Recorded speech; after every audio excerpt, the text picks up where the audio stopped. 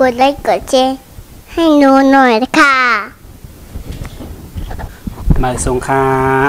สวัสดีครับติดเทอร์เนี่ยสวัสดีครับวันนี้มากินข้าวด้วยกันครับมาครับทุกท่านครับมาสวัสดีก่อนสวัสดีค่ะช่วยกดไลค์กดแชร์ให้หนูหน่อยค่ะกดไลค์กดแชร์ให้หนูหน่อยค่ะทำแบบนี้กดไลค์กดแชร์ให้หนูหน่อยค่ะกดไลค์กดแชร์ให้หนูหน่อยค่ะขอบคุณลุงพี่ที่มาดูช่องของหนูค่ะใช่พี่มาช่องของหนูค่ะมาค่ะกินน้ำพริกนอกจำกันค่ะเนาะมาครับพี่น้องมาวันนี้กินน้ำพริกกันครับน้ำพริกถั่วนะครับน้ำพริกถั่วเน่าจะมีถั่วเน่าแล้วก็มีอันนี้ครับต้นหอมผักชีพริกนะครับตำมาครับพี่น้องมาน้ำพริกนอกค่ะเนาะนี่ครับโอ้น้ำพริกนอกหวานครับมาไม่หอมหอมมากมาพี่น้องโอ้น้ำพริกหวานค่ะเนาะมานั่งนี่ลูกช่วยกดไลค์กดแชร์ให้หนูหน่อยค่ะใช่มาค่ะพี่น้อง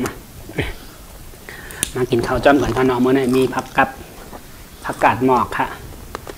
ทำพองห้องหม่งลาเขาอันนี้ผมจะหม่งลาเขาเป็นผักกาดหมอกค่ะเนาะผักกาดหมอกแล้วก็หมอกผักกาดเตรียมเหมือนกันค่ะเนาะอันนี้ห้องผักกาดหมอกค่ะผักกาดหมอกลูกผักกาดหมอกค่ะมาค่ะกินข้าวจ้อมกันลูกเนี่ยเราเกิดอะไรแบบนี้ตกมันมากค่ะ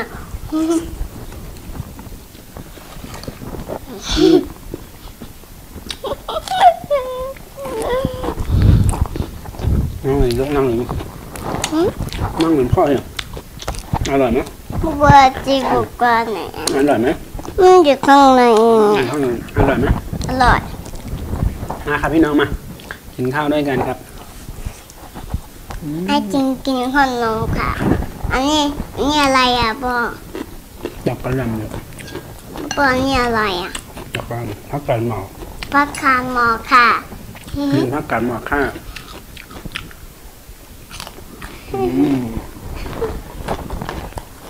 กดไลค์กดแชร์ให้หนูหน่อยค่ะใช่จริงมากกินขนมอันนี้กันถั่วลูกอันนี้ทอดค่ะถั่วต้มอันนี้ก็ต้มนี่เกลนี่อันนี้น้องกินนี่ค่ะน้องกินอันนี้ค่ะว้ายนี่อะไรกินอร่อย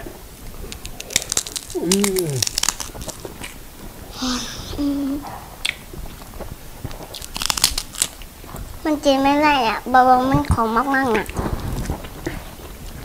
อย่างบ้างครับอันนี้แคบหมูนะครับแคบหมูค่ะ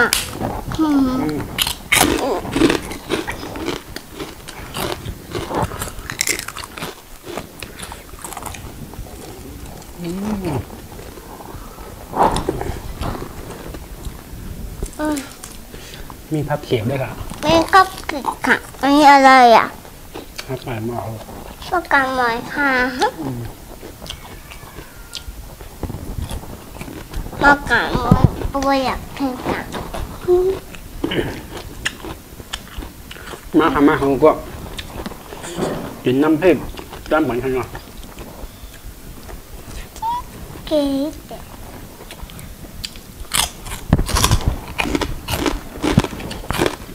วันนี้มาเกลือต้มลูกเนี่ยมาเกลือต้มค่ะสวัสดีค่ะ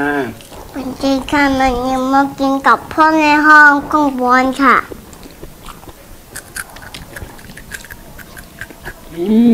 อร่อยไหมอร่อยมากินข้าวด้วยกันค่ะอันนี้มีกระตุ้นด้วยมีหนังสือด้วยนะจุ่ม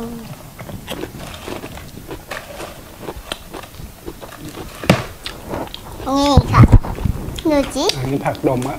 อันนี้ผักดมค่ะหนังน้ำเต้าต้มหรอกหมาน้ำพามโตค่ะหนังน้ำเต้าหนังน้ำเต้าอันนี้ขนมปังกิ๊กสะพายค่ะพ่อบอกจะให้เจอให้เราเชิญกินค่ะอร่อยจริงๆค่ะ อร่อยมาก อร่อย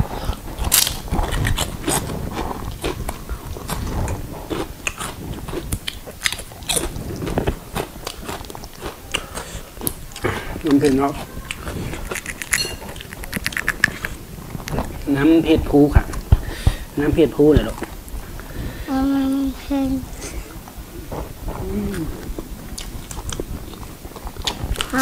ชื่อจริงเหรอ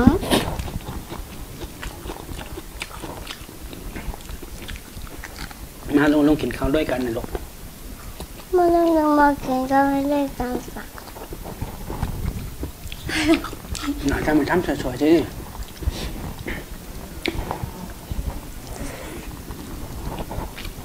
บอลยังมาก็นึ่งจริงนะ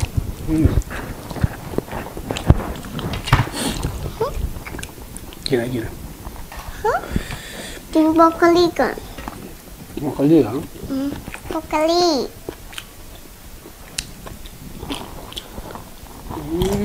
อร่อยมากน้องจะกินไหม เราไม่อยากกิน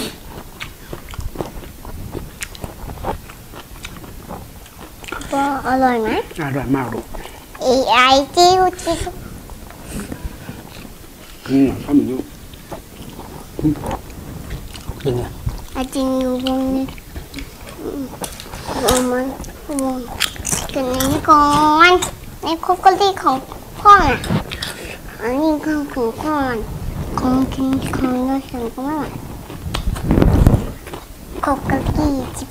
เพชรชิบกับอาเก็บเนี่ยบรอกโคลี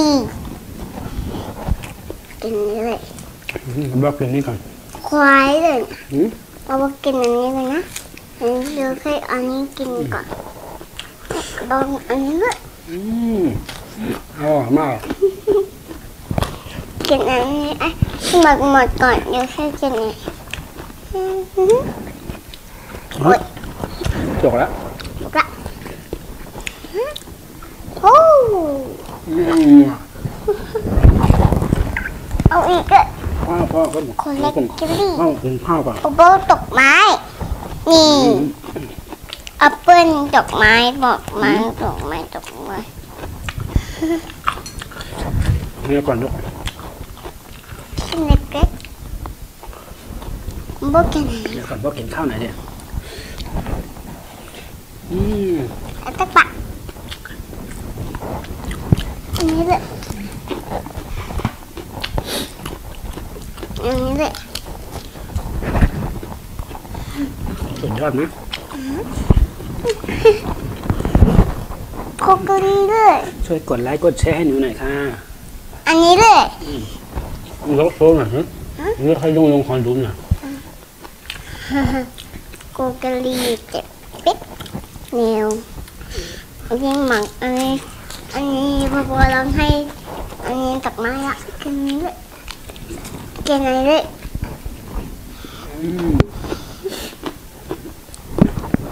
พอกินอันนี้เลย แล้วก่อนลูก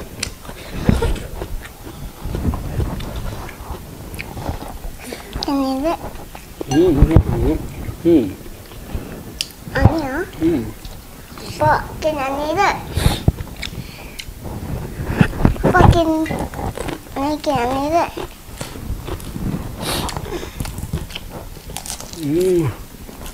โอ้ย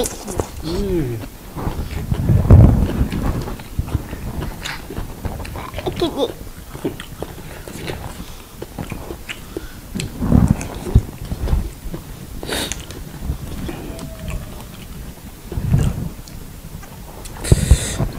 อร่อยมากครับ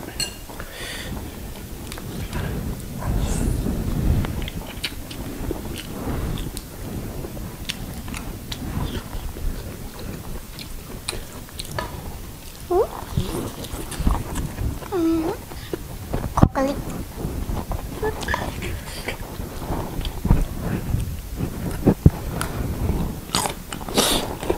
กินอันนี้เลยโคกลิ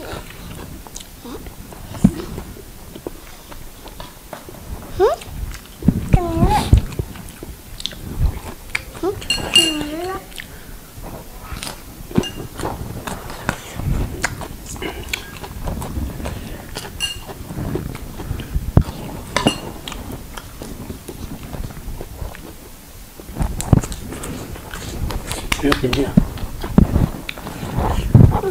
กินลูกกินลูกกิน บัวกินที่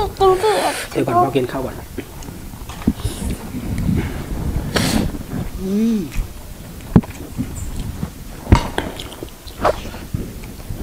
หวานนะครับพี่น้องเผ็ดของเผ็ด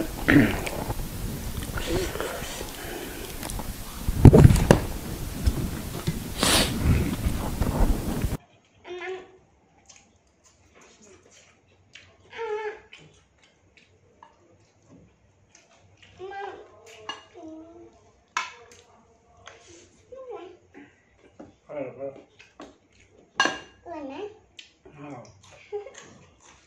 นี่บัวนี่มีน้องๆด้วยมีโรบารีจิบัวก็เลยนะยังก็เลยนะ ข้าวหลงข้าวกินดีกว่า ก็มากินอันนี้นะเดี๋ยว เผ็ด ก็ เผ็ด กินอันนี้ด้วย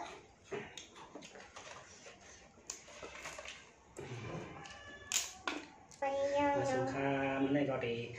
ย้อนปอของนายกันเนาะสวัสดีครับ ไปกินข้าวมันอีก ขอบคุณที่รับชมนะครับ ยินโจมตีมาตัวใหญ่มาปันแห้งขนาดย้อนแห้งย้อนแห้งใจก้อน1 ไลค์ 1 แชร์ค่ะเนาะขอบเงินจมค่ะขอคนหน้า1 ไลค์ 1 แชร์ค่ะนี่ลูก